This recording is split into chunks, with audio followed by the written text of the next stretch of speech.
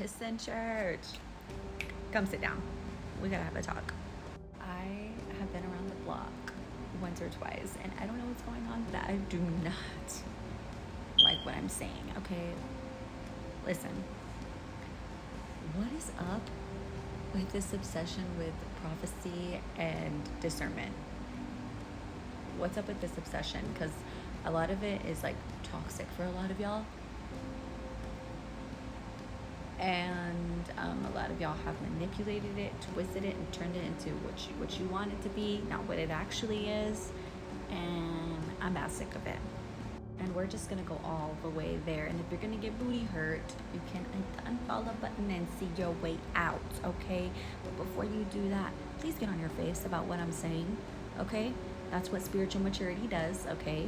We might not like what we hear, but we're gonna get on our face and we're gonna ask God to search our heart, to give us clean hands and a pure heart to be able to accept correction when we need it. And we all need it, okay? I know some of y'all like to get on here and perfect your image, okay? But we're not looking at images anymore. We are looking for fruit and we're looking for oil, okay? So we're gonna go all the way there. And the only thing that I ask, if you want to unfollow me, cool. But the only thing I'm gonna ask of you, and if you're spiritually mature, you'll do it, is to take this before God, get on your face and ask him, God, if this is me, take it out of my heart and make me pure before you. First of all, discernment is an application of knowledge. Write that down, write that down. It's not oh, God showed me this about so-and-so, so I'm gonna go gossip about it to everybody. Oh, and I'm also gonna unfollow and block her because like, ew, that's gross. It's also not your assumptions, okay? Discernment is not assumptions. Assumptions are not discernment. Got it? If God is showing you something about someone, pray about it, okay? Seek him for instruction on how you're gonna apply that knowledge that he gave you, okay? If when God shows something about someone to you and your immediate first reaction or response is to like use that against them or like manipulate it and, oh, I'm blocking them, like that's so nasty. Do you really think that that heart posture is from God? Do you really think that that's what Jesus would do? Pray for your brothers and sisters. Pray for each other. Okay, I'm going to go ahead and quote Paul. None of you ought to think of yourselves higher than you ought. You are not going to win souls like that, and you're certainly not going to witness like that. Can you imagine if I was on the streets trying to witness to people and, oh, God gave me discernment about you. Oh, goodbye. Nice to meet you, though. What are we doing? God does not show us things about other people so we can be judgmental, critical, hurt them, wound them, manipulate them. I just can't. God definitely doesn't show us things about people because we're so worthy and we're so good and we're so clean and we're so pure. No. If God is showing you something about someone, it's probably because he wants to use you in that situation with that person. So don't come in with the foolishness. Seek God for wisdom and how to move forward once you're if you are discerning something about someone. Okay, let's be mature, guys.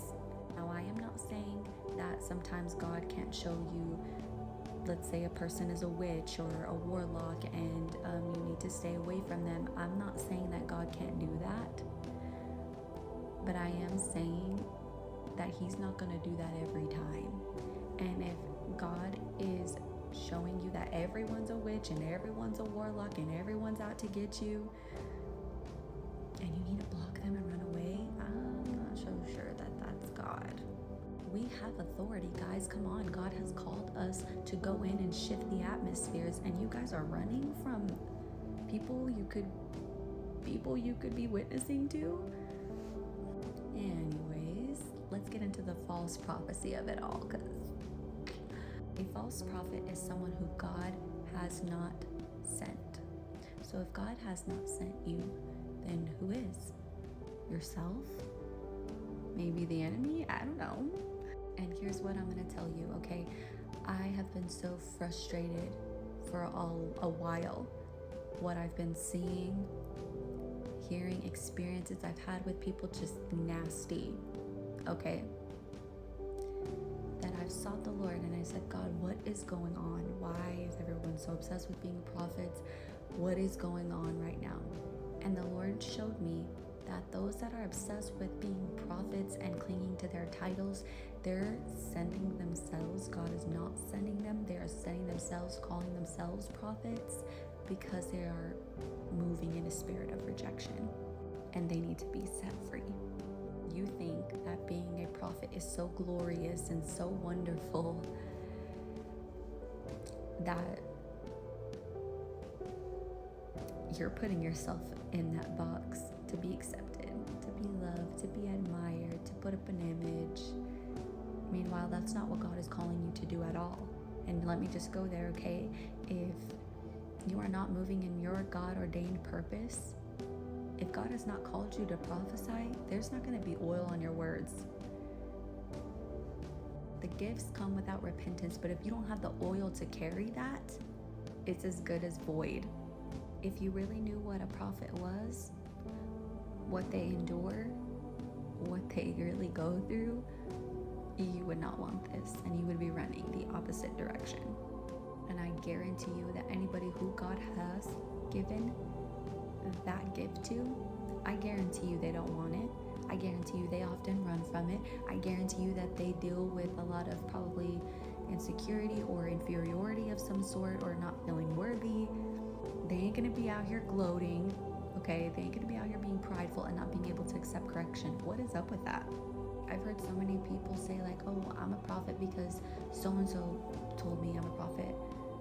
Listen, if you are in your secret place, you are seeking God diligently, and you have devoted yourself and your time to Him, don't you think that He's gonna tell you first?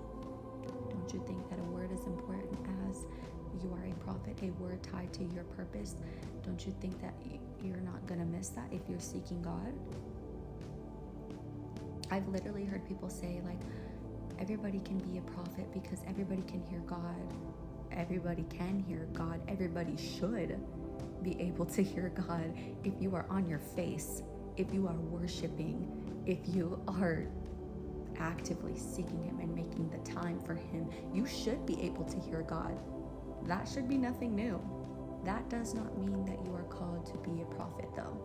And it is dangerous, okay? Not just to yourself, but to God's sheep, to be moving into places and into people, okay, that into people's lives that God is not instructing you to do, because you could be causing division, wounds, pain, and you could be hurting the Lord's sheep. And that is a dangerous thing to do. I've seen a lot of people from New Age, witchcraft, all of that come into the faith, but they're not in church. They're not seeking the Lord. They're not on their face. And somehow God is calling them to be a prophet. So there they are, basically prophesying out of a spirit of divination. I have heard people try to give me words that I'm like, God said the exact opposite. That's very strange. I know who I'm listening to, and it ain't gonna be you. I've heard a lot of people say, oh, well, God told me not to do this or not to do that, or to do this or to do that. And meanwhile, they're doing the exact opposite of what they said God said to do. You don't even believe that God said that to you. What? I'm just so confused by everything I'm seeing. I just can't make sense of it all. And let me just say that if you try to give someone a word and they tell you that, oh, that's not right, that's not what the Lord said to me, and you can't handle that without causing a scene and getting offended, go grow up. And you know where that's done at? In your prayer closet, in your secret place. It's crazy because with the false ones, it's always the same things. It's always like an obsession with kingdom marriage. It's always an obsession with money, an obsession with everybody gets a house, everybody gets a car, and everybody's a millionaire. Judgment and exposure. You gotta get back to the basics. Go witness to someone. Good.